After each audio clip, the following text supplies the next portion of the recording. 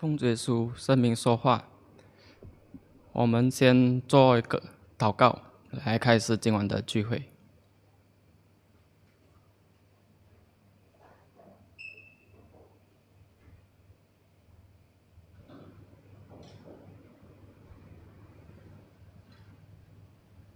奉耶稣圣名祷告，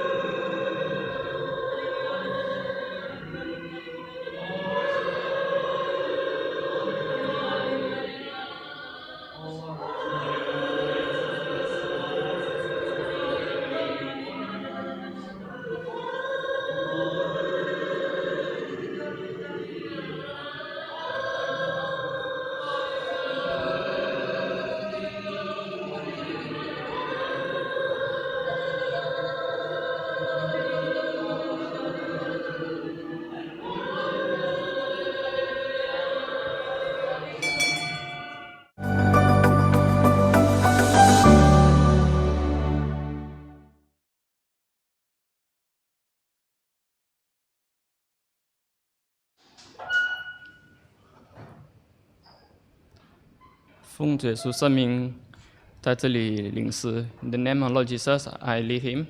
Dalam nama Tuhan Yesus, saya pimpin kidung.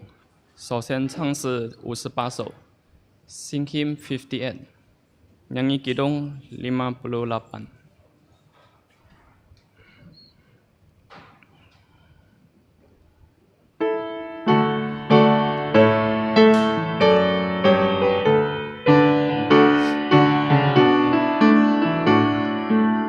DJ verse 1.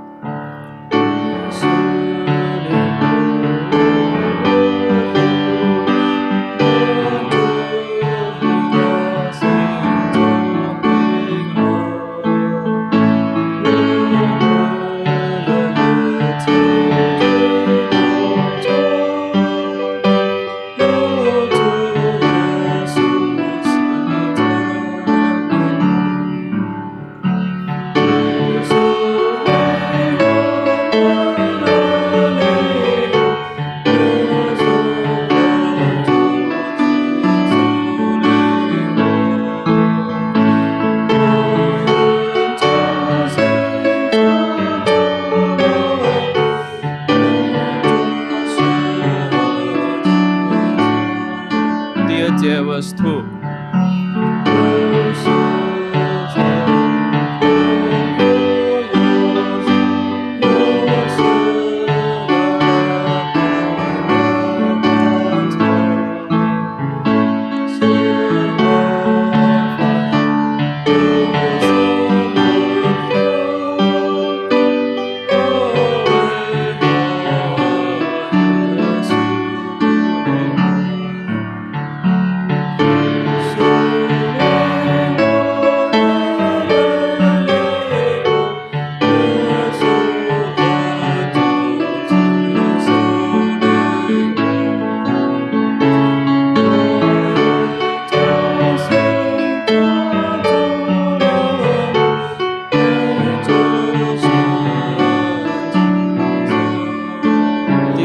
Verse 3.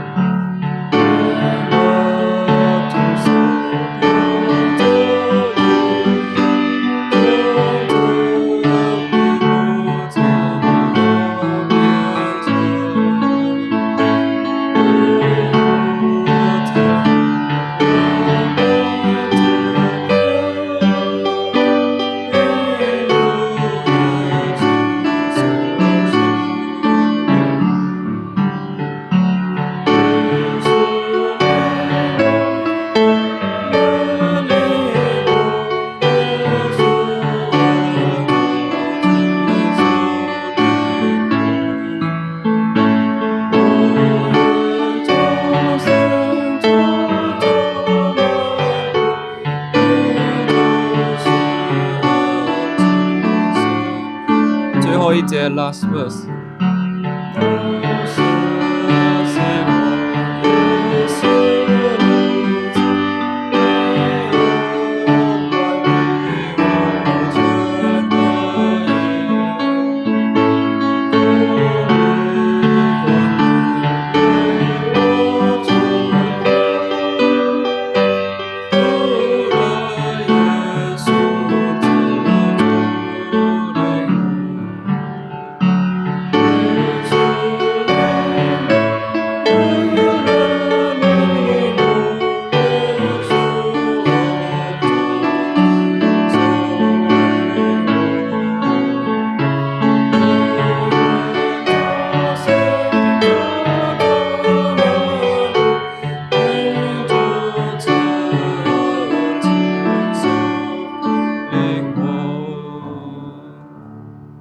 我们再唱诗170首 ，Sing next hymn 170, nyanyi kidung 170. DJ verse 1.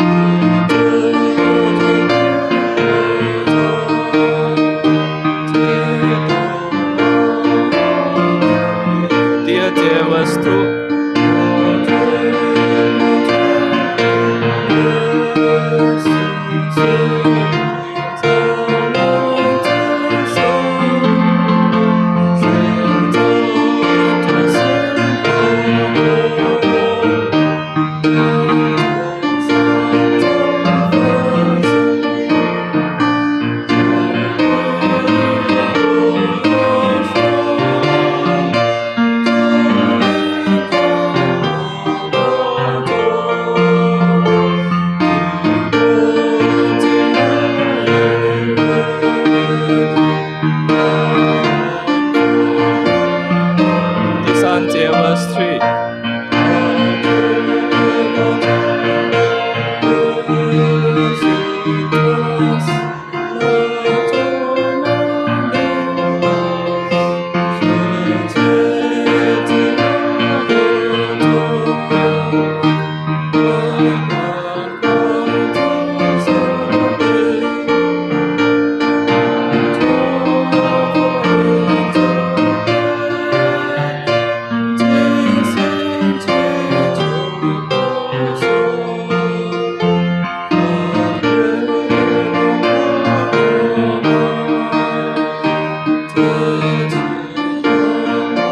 最后一节 last verse。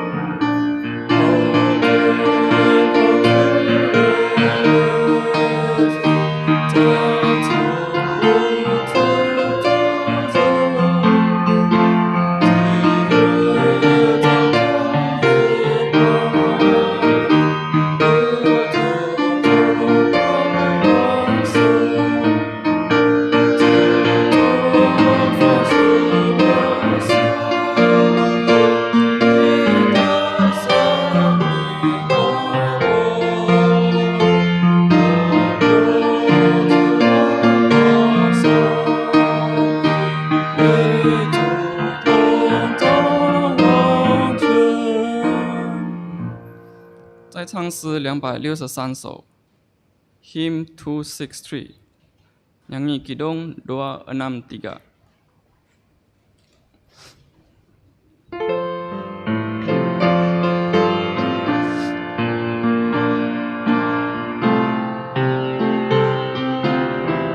DJ verse 1.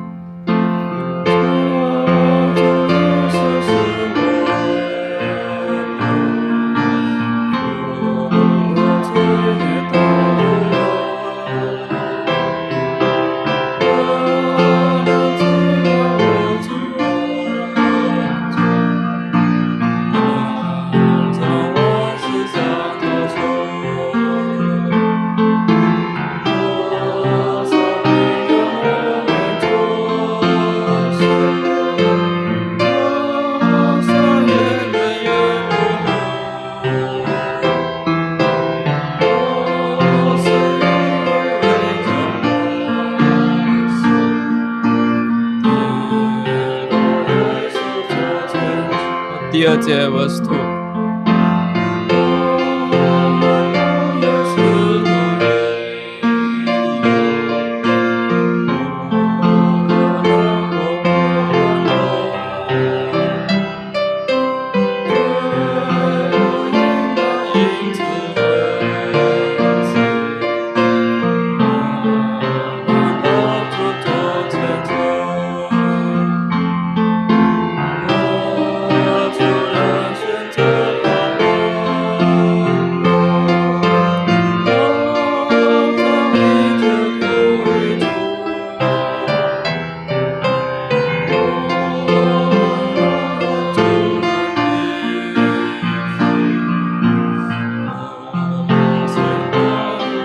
最后一节 last verse。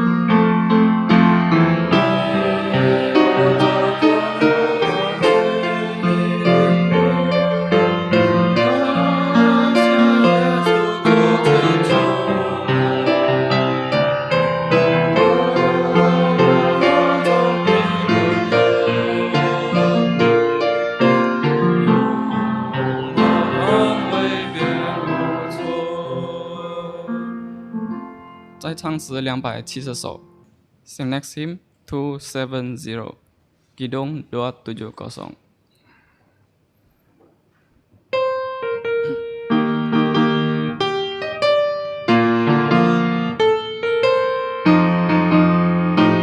DJ verse 1.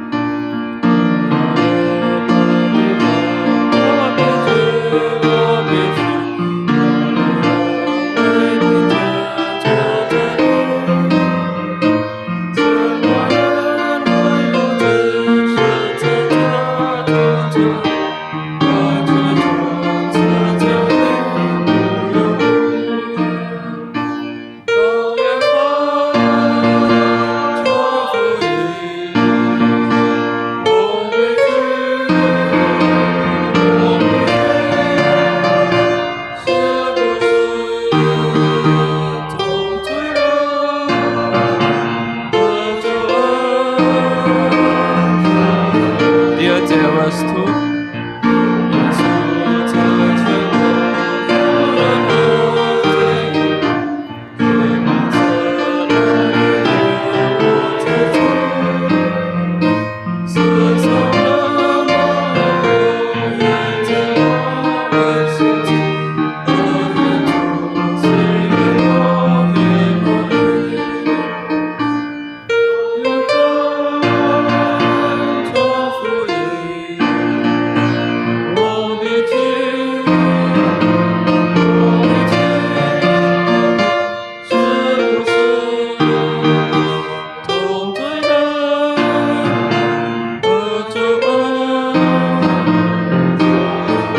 Sanjay verse 3.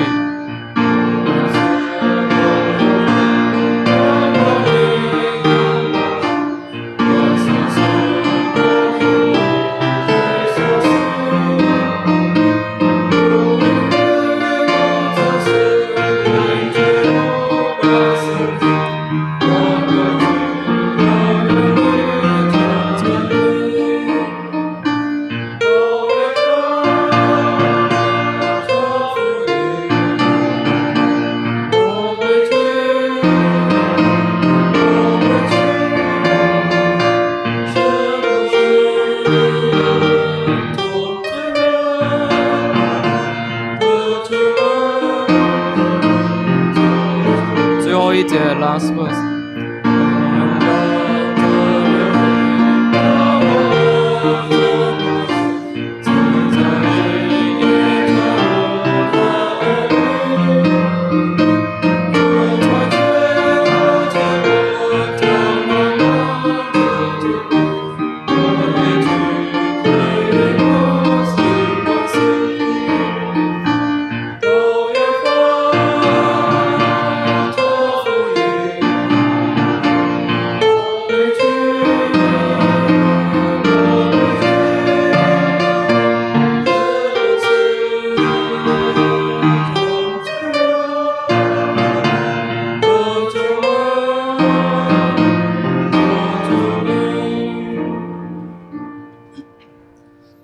感谢主，会前领诗到这里。Thank God our hymn session ends here. Syukur pada Tuhan, sesi kidung sampai sini.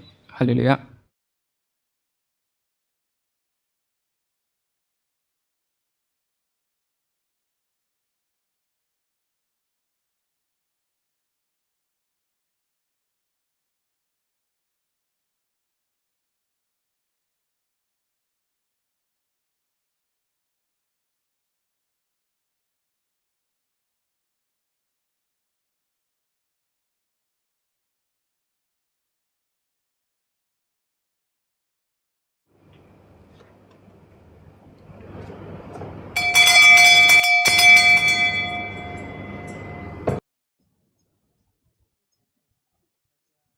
Haleluya kepada saudara-saudari dalam Kristus.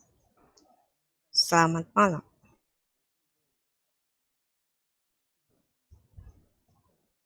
Oke, mari kita mempersiapkan hati kita untuk menyembah kepada Tuhan Yesus kita. Mari kita berdoa dalam hati.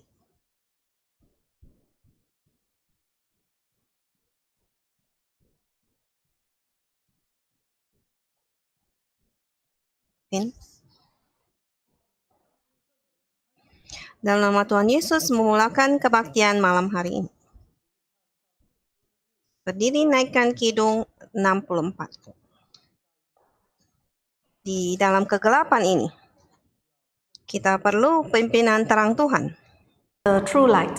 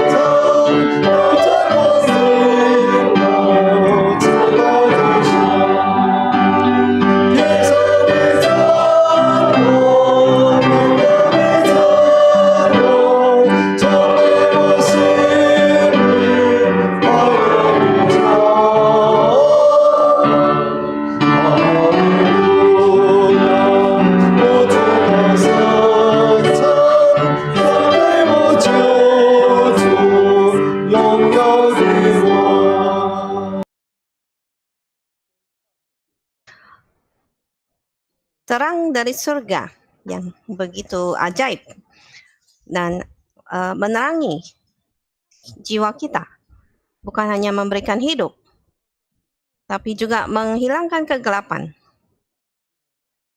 Mari kita berdoa, Tuhan memberkati kebaktian malam hari ini.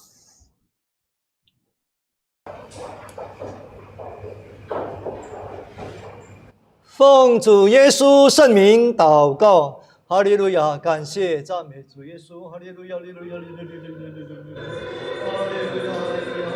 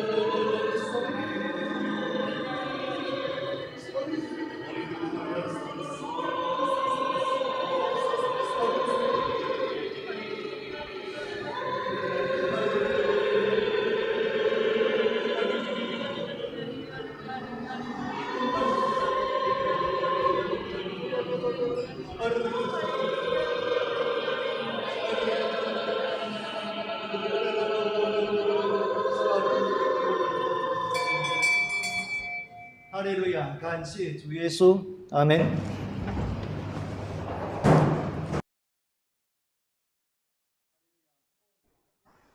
Haleluya, dalam nama Tuhan Yesus saya berbicara. Bergantung kepada pimpinan Roh Kudus. Kita akan belajar satu tema kembalikan saya satu langit yang bersih.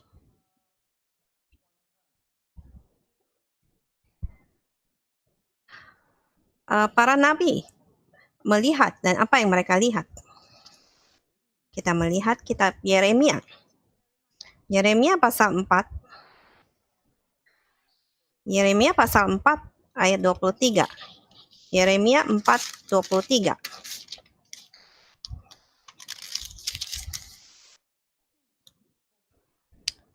Dikatakan, aku melihat kepada bumi, ternyata campur baur dan kosong. Dan melihat kepada langit, tidak ada terangnya.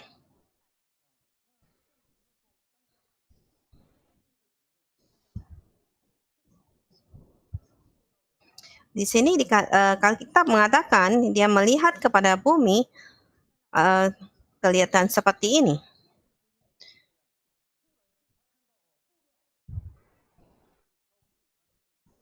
Dia juga melihat ke langit dan tidak ada terang. Jikalau kita membaca ayat 24 dan 25 dan 26.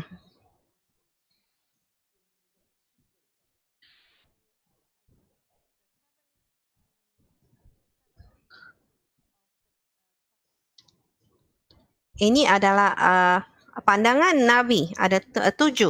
Yang pertama, melihat bumi, melihat langit. Yang ketiga, melihat kepada gunung. Dan keempat, dia melihat manusia. Yang kelima, melihat burung di udara. Yang enam, dia melihat tanah yang subur. Dan terakhir, dia melihat tanah yang sudah ditinggalkan.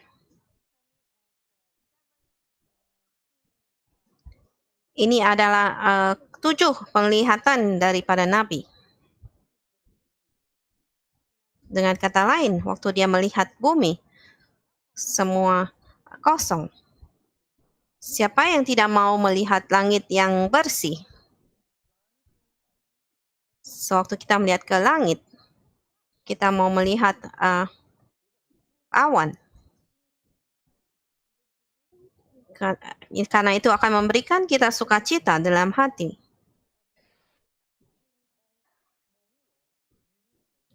Tetapi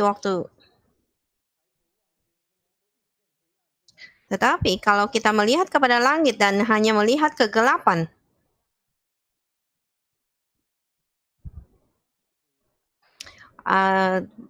langit yang kelam dan kelabu, sehingga membuat perasaan kita begitu sedih. Siapa yang telah membuat langit kita menjadi kotor?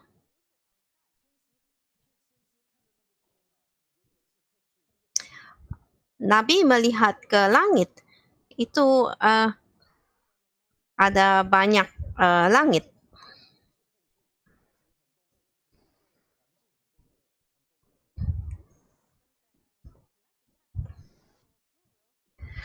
Di sini melihat kepada langit itu banyak.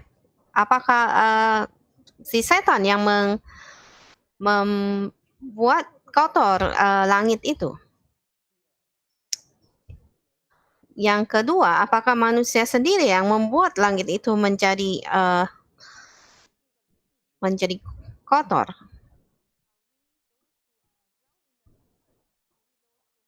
Apakah kita yang mendiami bumi ini yang membuat langit ini menjadi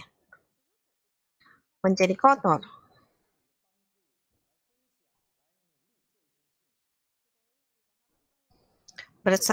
Dengan bantuan Roh Kudus kita akan belajar. Kembalikan kepada saya satu langit yang bersih. Kembalikan itu berarti mau memberikan kembali. Mengembalikan.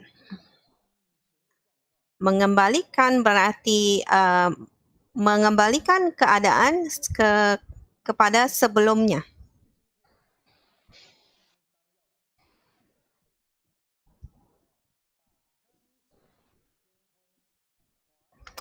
Karena itu hari ini kita mau mengembalikan langit yang bersih ini. Kita mau melihat dari Alkitab apakah yang langit yang sudah tercemar ini. Yang pertama,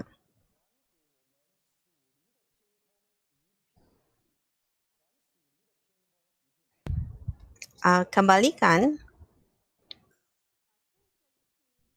langit rohani yang bersih. Apakah langit rohani ini sudah tercemar?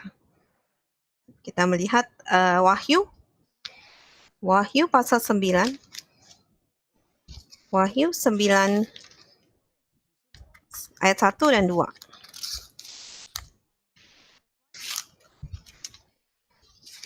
Wahyu 9 ayat 1 dan 2. Lalu malaikat yang kelima meniup sangkakalanya dan aku melihat sebuah bintang yang jatuh dari langit ke atas bumi dan kepadanya diberikan kunci lubang jurang maut. 2. Maka dibukakannya pintu lubang jurang maut itu, maka naiklah asap dari lubang itu bagaikan asap tanur besar dan matahari dan angkasa menjadi gelap oleh asap lubang itu. Di sini penglihatan yang dilihat oleh malaikat yang kelima.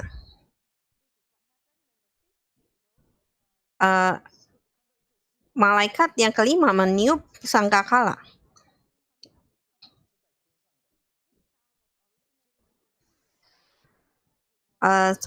Tadinya dia bintang ini ada di langit, tetapi dia jatuh ke bumi. Dan apa yang dia lakukan? Dia membuka lubang jurang maut dan melepaskan si jahat. Kita tahu ada satu lubang tak berdasar di mana si setan itu dikurung. Maka bintang yang jatuh ini melakukan hal ini, yaitu dia membuka lubang dan melepaskan si jahat. Dan dia membuka lubang tidak berdasar ini. Naga itu tidak keluar. Karena sebetulnya Tuhan tidak membiarkan dia membuka lubang ini sepenuhnya. Sebetulnya hanya dibuka lubang kecil saja. Dengan lubang kecil, maka si setan itu tidak dapat keluar. Tetapi ada asap yang keluar dari lubang itu, yaitu bagaikan asap tanur besar, asap yang begitu besar. Dan sebesar apa asap ini? Yaitu asap ini menyebabkan matahari dan angkasa atau langit menjadi gelap.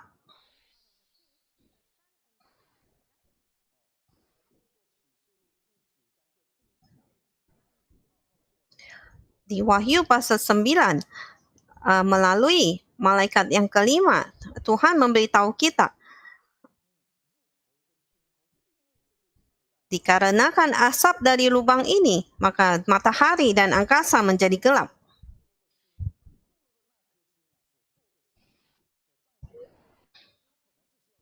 Ini adalah perbuatan ya oleh si bintang yang jatuh itu. Bintang jatuh itu berarti mereka adalah pekerja kudus yang jatuh. Mereka yang telah mencemari langit yang bersih. Karena sudah ada kegelapan. Apa yang dapat kita lakukan?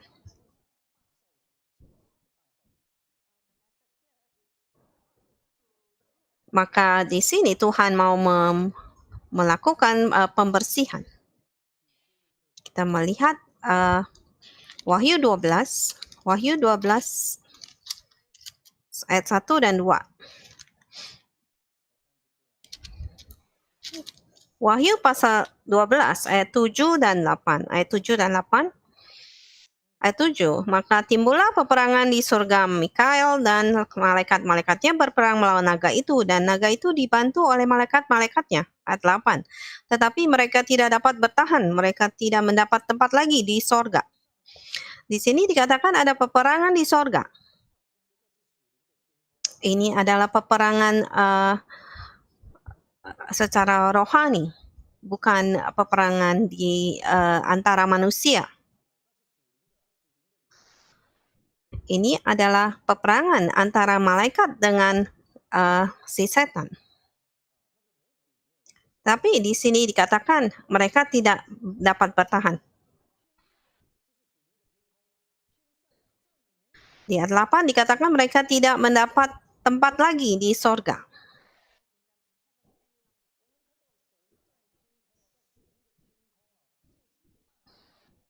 Kita melihat Tuhan membersihkan sorga.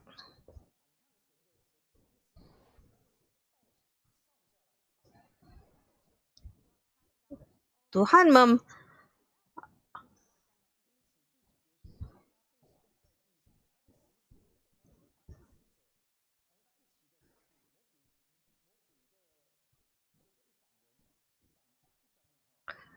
membersihkan sorga itu dengan melemparkan malaikat-malaikat dan yang telah jatuh itu. Ayat 12.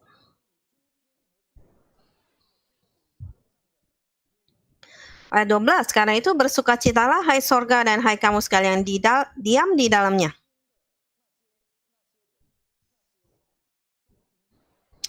Kamu yang di surga bersukacitalah. Mengapa? Karena sudah bersih. Tadinya ada kegelapan dan ada si setan.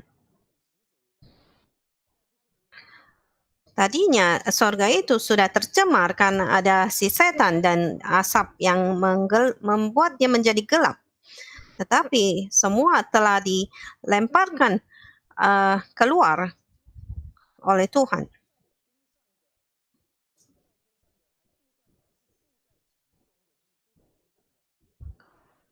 Karena itu, mereka yang ada di surga dan mereka yang diam di dalamnya adalah bersih. Karena Tuhan telah melakukan pembersihan ini. Surga rohani ini menjadi kembali bersih.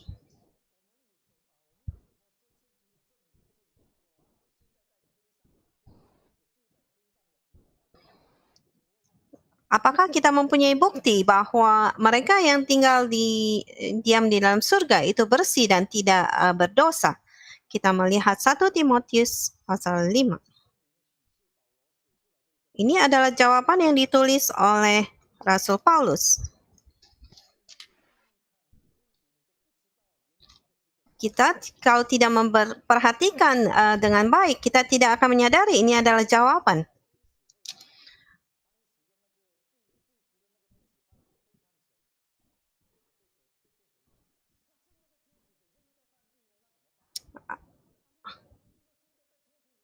Ada yang bertanya, jikalau dulu ada malaikat yang berdosa dan menjadi si setan yang dilempar ke bumi, bagaimana dengan sekarang? Jangan khawatir.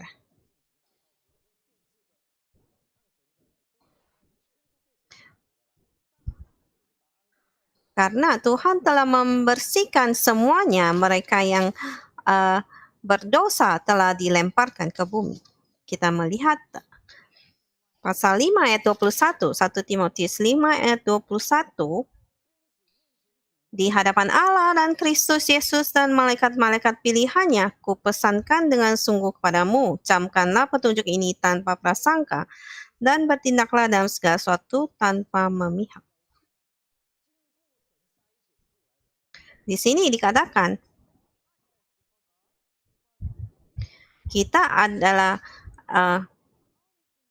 di hadapan Allah dan Kristus dan malaikat-malaikat pilihannya. Ini adalah misteri.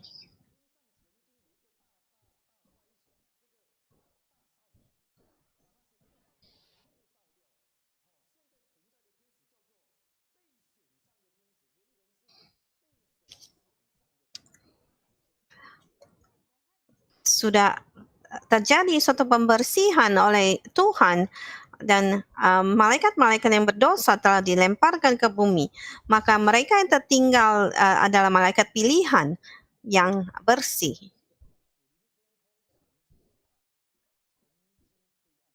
Kita dapat melihat surga itu ada satu saat menjadi gelap.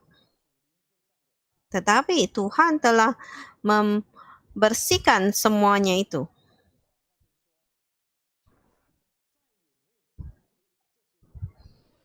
Sehingga Tuhan dapat memberitahu kita bahwa tidak ada tempat lagi bagi mereka di surga.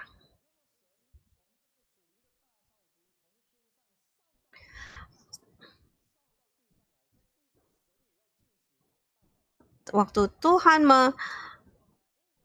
melemparkan malaikat berdosa ini ke bumi, Tuhan juga mau membersihkan di bumi.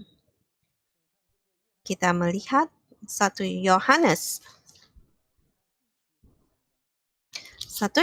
pasal 3. 1 Yohanes pasal 3 ayat 8 dan 9. Di sini dikatakan, barang siapa yang tetap berbuat dosa berasal dari iblis. Sebab iblis berbuat dosa dari mulanya. Untuk inilah anak Allah menyatakan dirinya supaya ia membinasakan perbuatan-perbuatan iblis itu.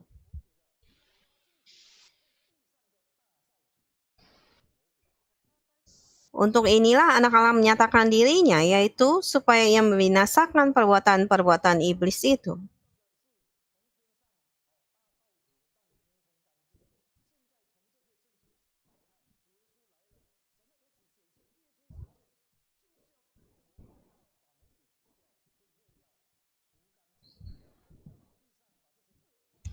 Kita telah membaca di kitab Wahyu, Tuhan telah membersihkan surga dengan melemparkan malaikat yang berdosa ke bumi. Tetapi dia juga membersihkan di bumi. Siapa yang tetap berbuat dosa berasal dari iblis. Kita adalah milik Tuhan. Kita haruslah bersama dengan Tuhan melakukan pembersihan ini. Bersama dengan Tuhan, kita membersihkan dan membinasakan perbuatan-perbuatan iblis. Sehingga di sorga dan juga di bumi menjadi bersih. Karena itu di ayat 9 dikatakan, setiap orang yang lahir dari Allah tidak berbuat dosa lagi. Sebab engkau lahir dari Allah. Dan karena Tuhan Allah ada di dalam hati kamu. Karena Tuhan tidak berdosa. Karena Tuhan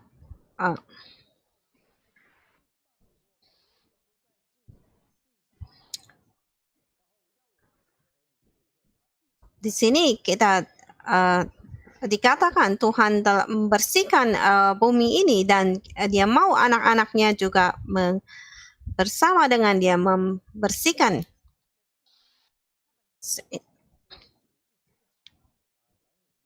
Ini adalah sesuatu tugas kita. Bersama-sama dengan Tuhan kita mau melakukan pembersihan. Yang kedua,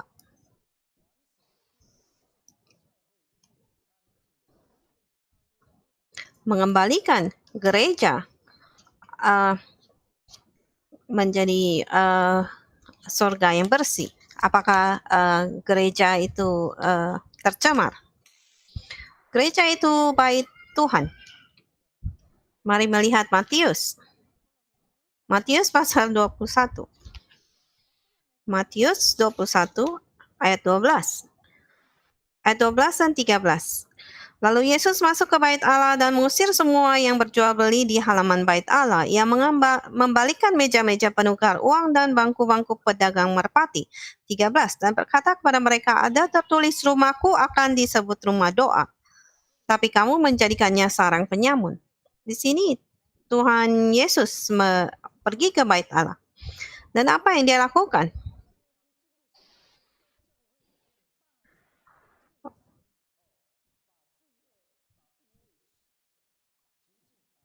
Yesus masuk ke bait Allah dan mengusir semua yang Tuhan membersihkan segala kejahatan. Karena tempat ini tidak lagi kudus untuk sebagai tempat penyembahan.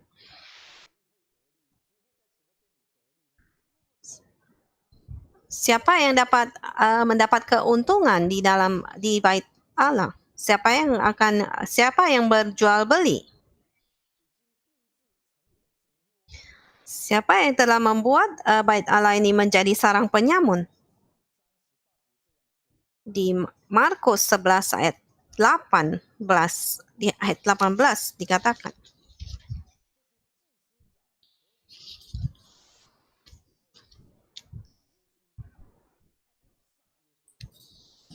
Waktu Tuhan Yesus membersihkan bait Allah, mereka mau menghancurkan dia. Mereka mau membinasakan dia. Seharusnya imam-imam itu, karena Tuhan Yesus membersihkan bait Allah, mereka seharusnya ikut serta bersama-sama dengan Tuhan Yesus. Tetapi mereka malah berusaha untuk membinasakan dia.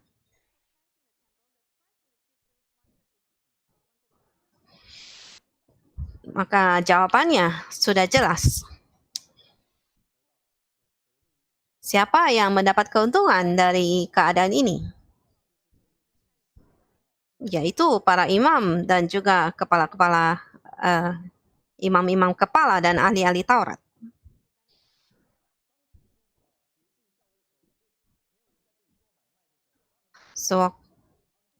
Sewaktu Yesus membersihkan pedagang dari bait Allah, maka keuntungan mereka akan hilang. Karena itu mereka mau membinasakan Yesus. Jikalau mereka tidak membinasakan Yesus, maka mereka tidak mendapat keuntungan. Ini adalah sesuatu yang sangat serius.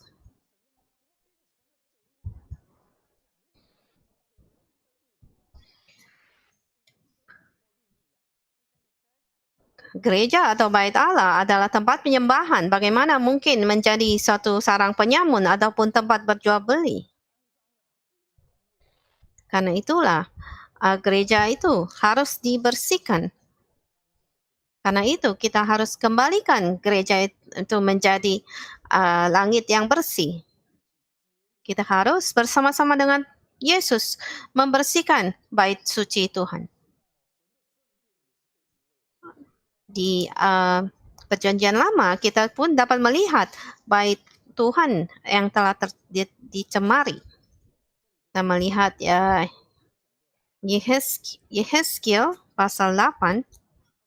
Ini adalah keadaan yang lebih mengerikan. Pasal 8 ayat 3. Pasal 8 ayat 3.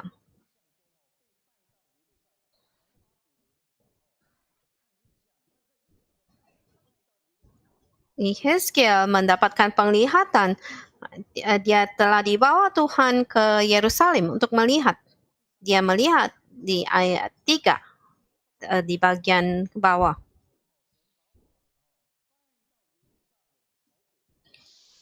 Membawa aku ke dalam penglihatan ilahi ke Yerusalem dekat pintu gerbang pelataran pelataran dalam yang menghadap ke utara, di mana terdapat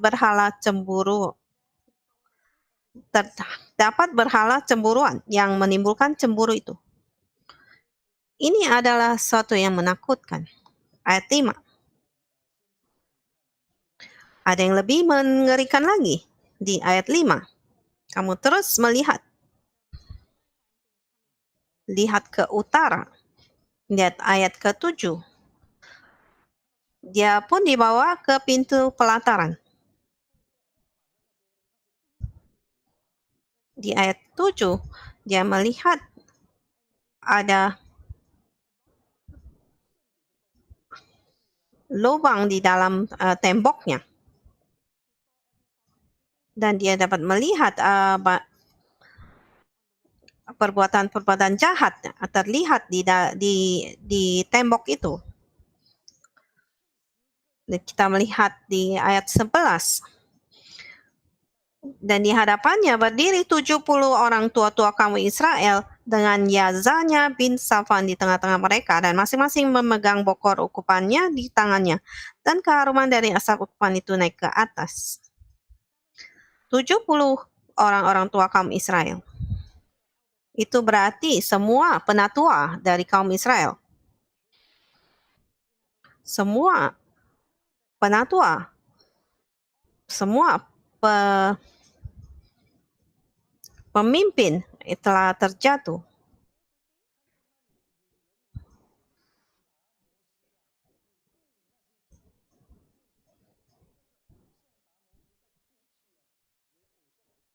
Di ayat 14, dibawanya ke dekat pintu gerbang Tuhan yang di sebelah utara. Sungguh di sana ada perempuan yang menangisi dewa Tamus. Di pasal ini kita melihat penglihatan Yehezkiel, bagaimana kejahatan di bait suci. Ini adalah di zaman Yehezkiel. Sampai ke zaman Perjanjian Baru. Juga ada tahta si iblis di gereja. Kita melihat Wahyu pasal 2. Wahyu pasal 2. Wahyu pasal 2 ayat 12 dan 13. Wahyu pasal 2 ayat 12 dan 13. Dan tuliskanlah kepada malaikat jemaat di Pergamus. Ini adalah dituliskan kepada malaikat di Pergamus. Di sana masih ada lagi jemaat dan juga penatua dan pemimpin gereja. Tetapi apa yang Tuhan Yesus katakan? Tuliskanlah kepada malaikat jemaat di Pergamus. Inilah firman Dia. Ayat 13, aku tahu di mana engkau diam, yaitu di sana, di tempat tahta iblis. Dan engkau berpegang kepada namaku. Di mana tahta iblis itu?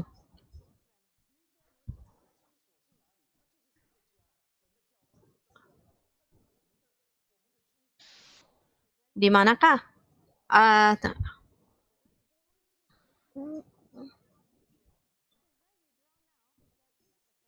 tempat yang kita diami sekarang adalah tahta iblis.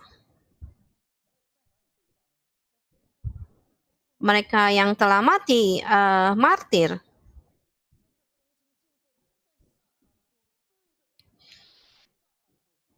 Mereka dibunuh di hadapan kamu, di mana iblis diam. Di mana si iblis itu diam?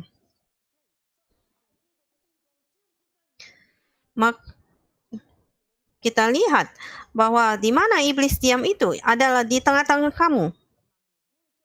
Karena di gereja sudah ada tempat tahta iblis.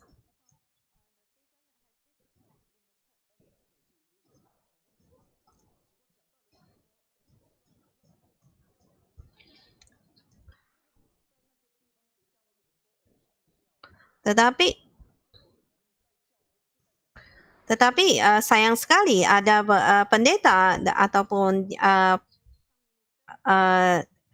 diakon yang menjelaskan bahagian Alkitab ini bukan bercerita menceritakan tentang gereja, tetapi tentang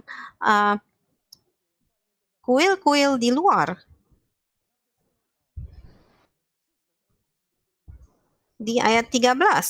Tetapi kalau kita baca kembali ayat 13, dikatakan, engkau berpegang pada namaku, engkau tidak menyangkal imanmu, juga tidak pada zaman Antipas, saksiku yang setia kepadaku. Mengapa ini dituliskan kepada malaikat jemaat di Pergamus, jikalau bukan gereja?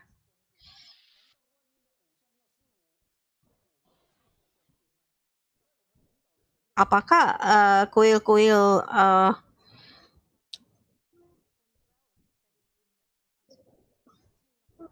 apakah para saksi Tuhan itu dibunuh di kuil-kuil di luar? Bukan, mereka mati di gereja.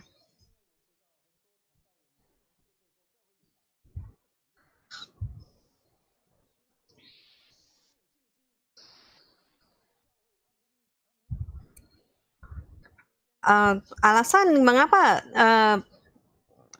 banyak yang tidak menjelaskan ayat ini ada karena mereka tidak dapat menerima bahwa di gereja ada tempat tahta iblis.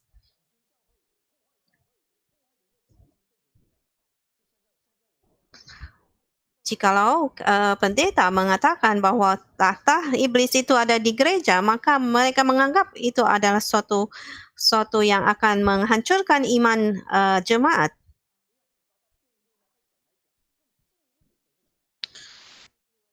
Kalau kita mau membaca kembali setelah berdoa, maka kita dapat melihat kebenarannya.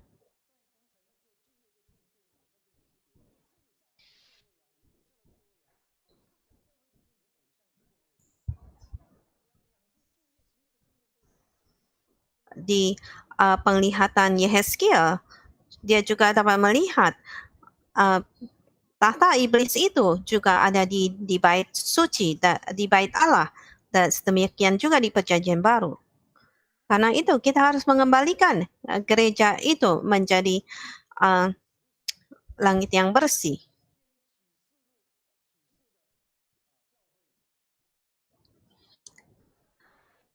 Apakah itu bait Allah sewaktu zaman nabi-nabi ataupun gereja pada saat rasul-rasul, gereja telah tercemar.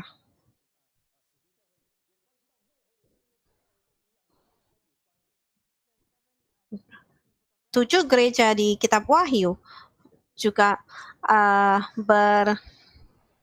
berkenaan dengan keadaan kita sekarang.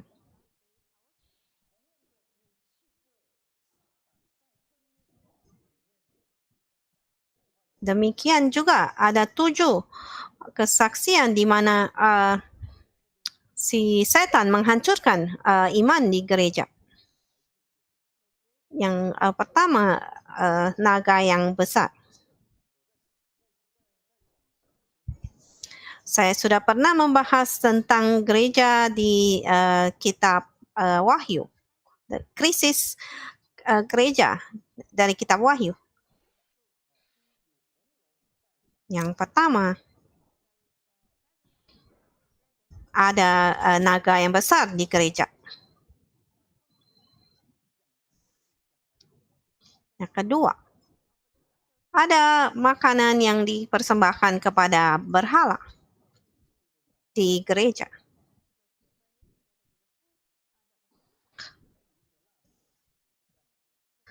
Dan juga ada kemenyan dan juga ada lilin.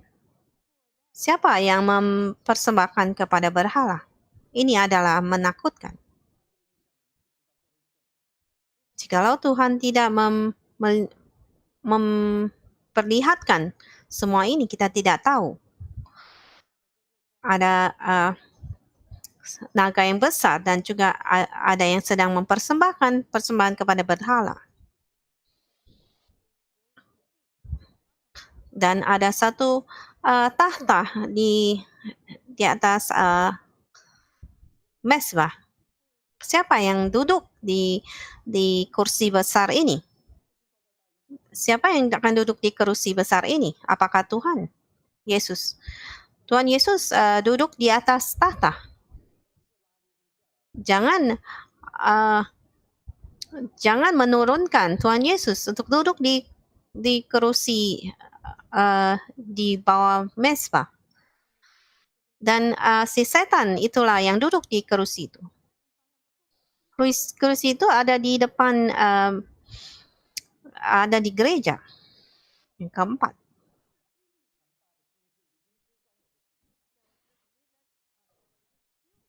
ada satu pokok yang sudah layu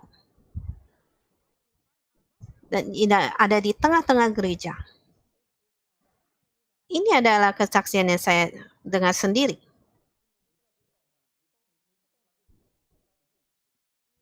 Kamu jangan menyentuhnya.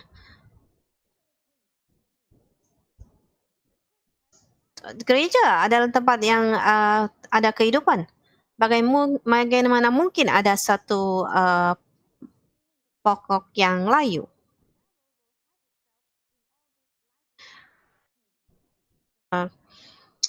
Kesaksian kelima.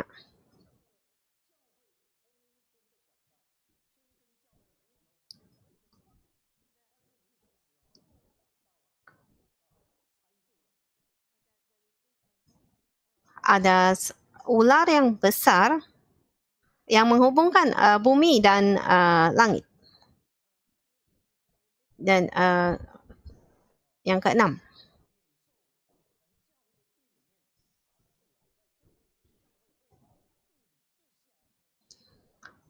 ada binatang buas yang keluar dari gereja, bukan dari luar, dari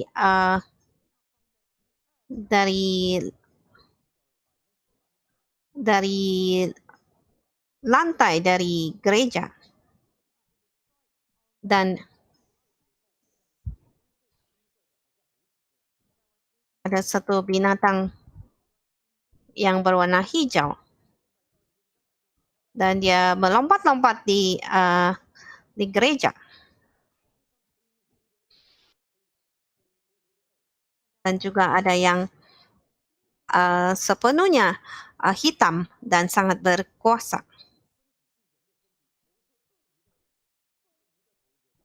Dan yang ketiga ada tubuhnya seperti manusia tetapi mukanya seperti buaya. Dan semua ini muncul di dalam gereja membuat kericuhan.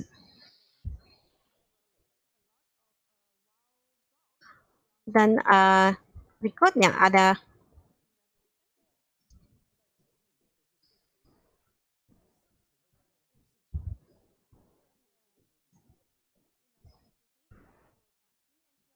di kota yang kudus ada suatu yang bersih dan tetapi di luar ada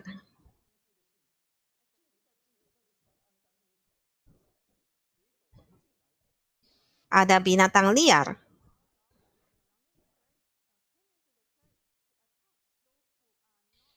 Dan anjing-anjing liar ini akan menyerang mereka yang tidak memakai jubah.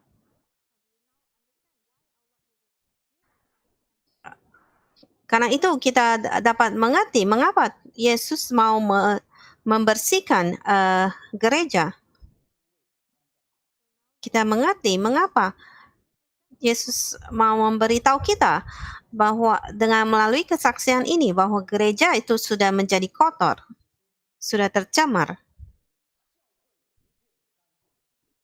Dan karena itu hari ini kita harus dengan hati yang penuh dengan hati yang penuh rohani mau bersama dengan Tuhan membersihkan gereja. Di mana lagi kita harus membersihkan? Kita mau kembalikan, kita melihat Mazmur 101 ayat 2.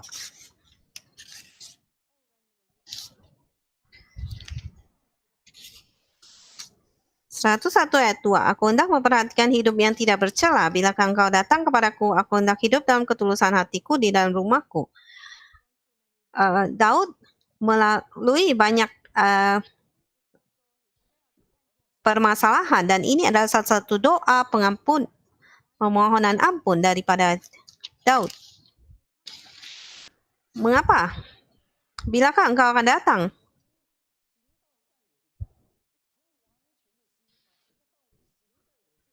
Aku hendak hidup dalam ketulusan hatiku di dalam rumahku.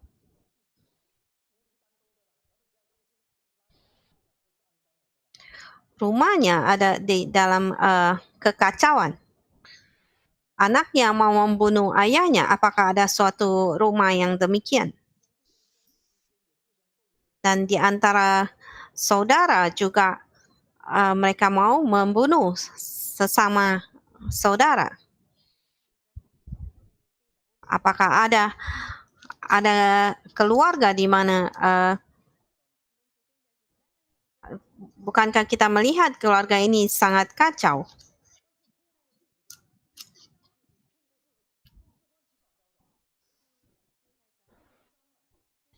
Dia telah memimpin negara dengan kerajaannya dengan baik, tetapi dalam rumahnya penuh dengan kekacauan. Ini adalah yang membuat dia berdoa, bilakah engkau datang kepadaku?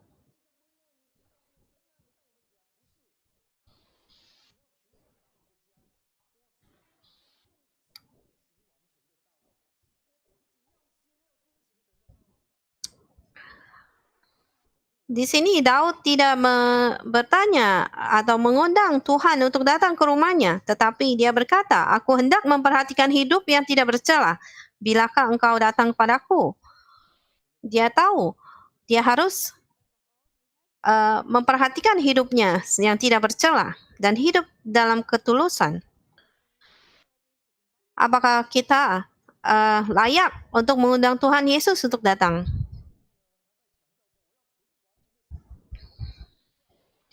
Dan seterusnya dia mengatakan, aku hendak hidup dalam ketulusan hatiku.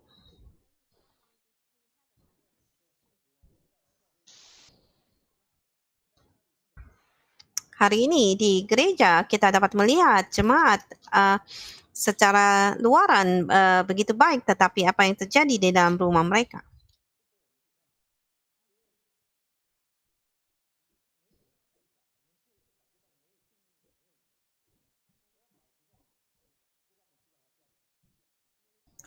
Karena itu, kadang sewaktu kita mau membuat kunjungan, mereka tidak menerima. Apakah dengan demikian kita mengundang Yesus untuk datang ke rumah kita? Berikutnya, kembalikan langit yang bersih.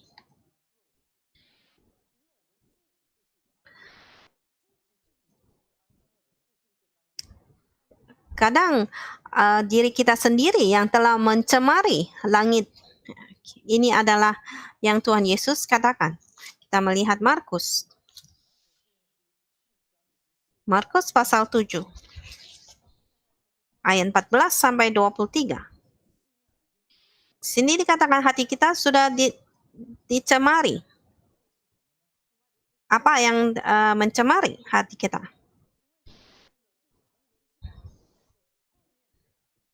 Ayat 21. Sebab dari hati orang timbul segala pikiran jahat, percabulan, pencurian, pembunuhan, perzinahan, keserakahan, kejahatan, kelicikan, hawa nafsu, iri hati, hujat, kesombongan, kebebalan. Semua hal-hal jahat ini timbul dari dalam dan menajiskan orang.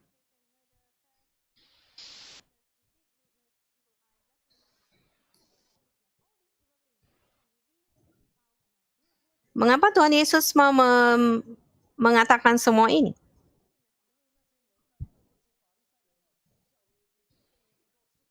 Karena orang-orang Farisi menegur Tuhan Yesus, mengatakan dia tidak membasuh tangannya sebelum makan.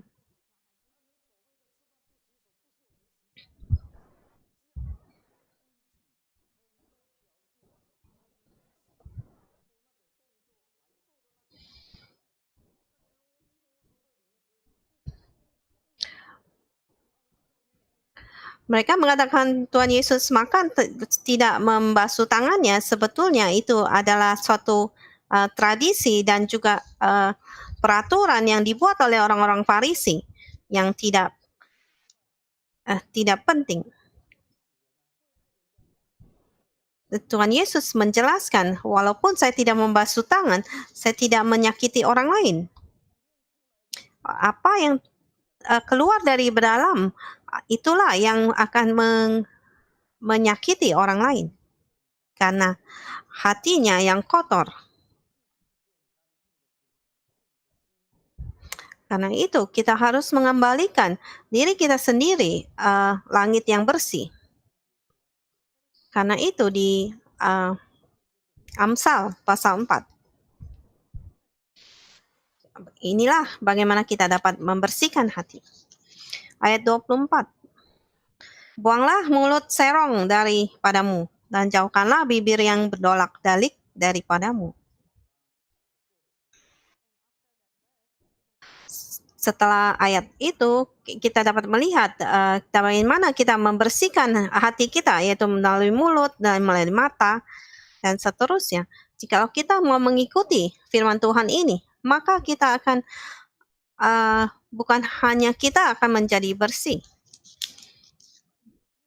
Kamu akan terlihat bersih dari kepala sampai ke kaki.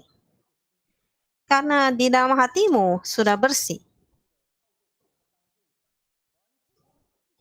Karena itu kita harus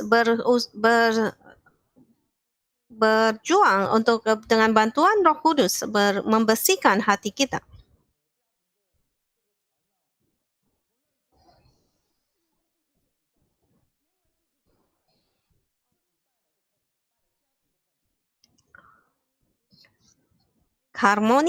Keharmonisan di dalam rumah tangga itu adalah perbuatan kita sendiri. Jangan menyalahkan orang lain.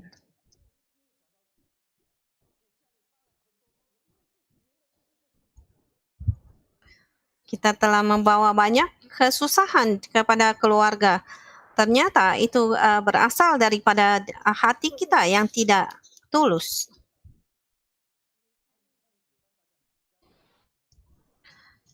Kita berpikir bahwa kita sangat suci dan tetapi kita membawa kesusahan kepada keluarga kita.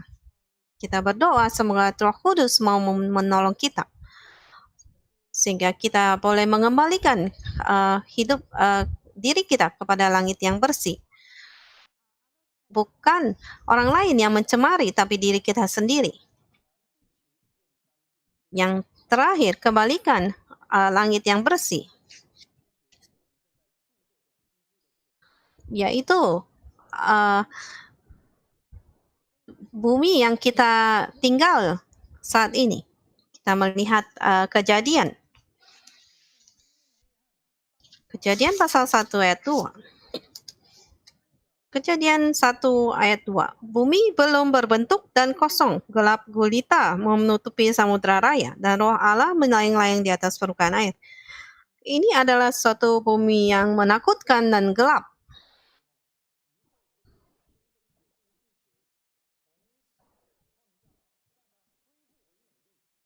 Tuhan telah menciptakan dunia ini menjadi suatu yang indah untuk kita tinggali.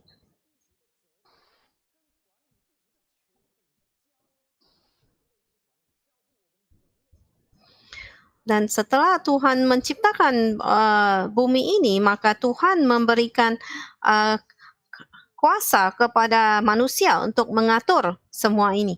Apakah apakah di Alkitab kita dapat melihat Tuhan memberikan kuasa? Kita lihat ayat 28. Ayat 28, Allah memberkati mereka. Lalu Allah berfirman,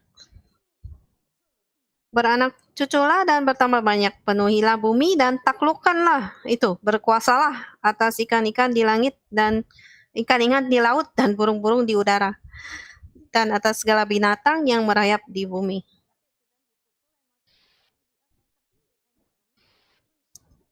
Karena itu Tuhan mengatakan, memberi kita kuasa.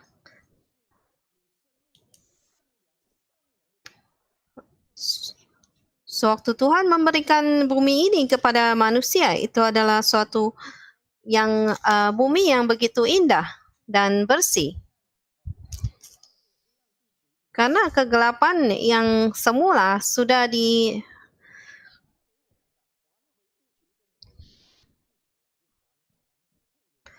karena bumi yang gelap sebelumnya sudah dikembalikan kepada bumi yang indah. Tetapi bagaimana kita telah menaklukkan bumi ini?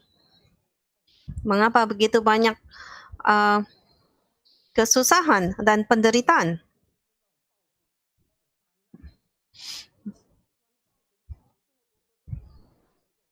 Mengapa begitu banyak malapetaka yang terjadi?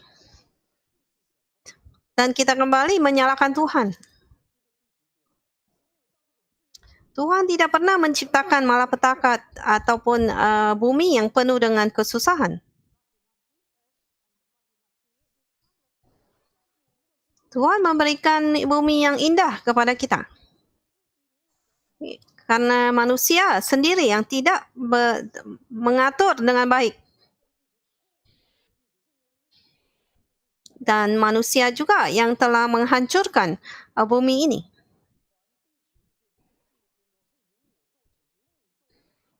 Karena itu, mengembalikan bumi kepada keadaan yang bersih dan indah adalah tugas kita semua. Karena begitu jelas dikatakan di Alkitab bahwa Tuhan telah memberi kita kuasa untuk berkuasa atas bumi ini, untuk mengatur bumi ini. Jangan sampai bumi ini menangis. Apakah kita tahu bumi kita sedang menangis? Siapa yang telah menyakiti?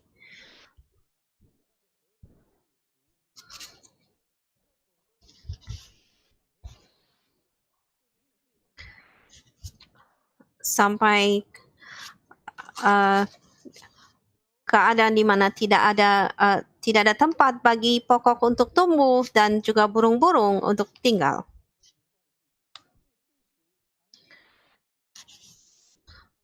Bumi ini telah tercemari sehingga sering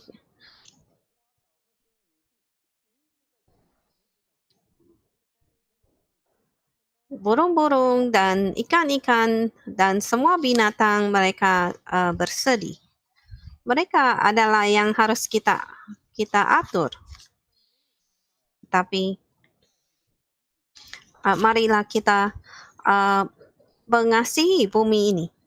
Kita harus melindungi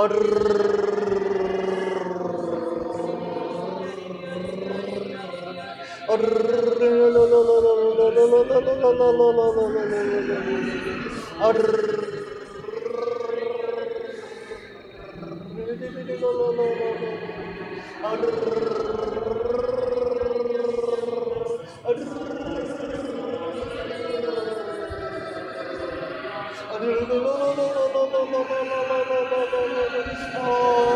hallelujah, hallelujah, hallelujah.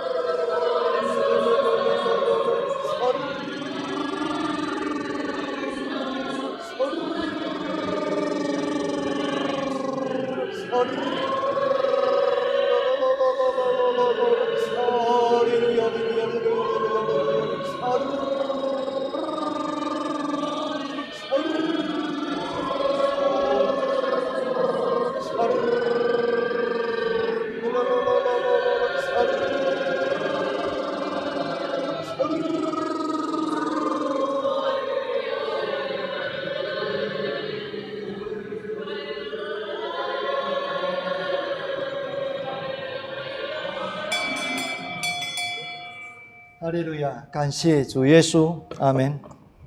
希奇哟，真希奇哟，能显出耶稣的形状。我应当遵行圣山主的旨意，神要我同耶稣一样。希奇哟，真希奇哟，能显出耶稣的形状。我应当遵行圣山主的旨意，神要我同耶稣一样。阿门。感谢主。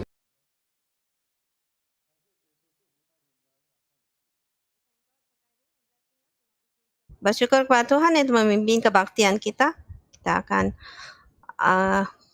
bertemu kembali besok dari pagi sampai petang ada kebaktian.